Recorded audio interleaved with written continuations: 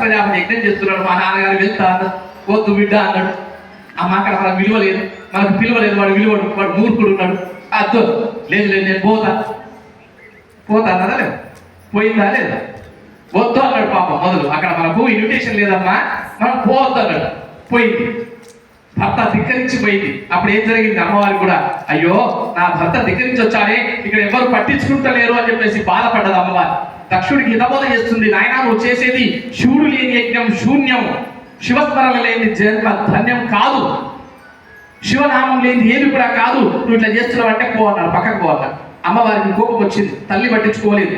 వెంటనే ఏం చేసింది, సతి అయిపోయింది, అందులో దూకింది అగ్నిలో. అంటే అష్టాదశ శక్తి పీఠాలు అమ్మవారు 18 ముక్కలుగా పడ్డటువంటి పీఠాలు. అందులో అత్యంత పవిత్రమైనటువంటి పీఠం ఏదో తెలుసా, కాశీ. కంచి కామాక్షి, మధుర మీనాక్షి, కాశీ విశాలాక్ష్మి. ఆ విశాలాక్ష్మి కూడా మీరు ముట్టుకోబోతున్నారు, అమ్మవారికి బొట్టు పెట్టబోతున్నారు మీరు అందరు కదా. కాశీలో ఆ శక్తిపీఠాన్ని కూడా మీకు అక్కడ కుంకుమార్చన చేసుకునే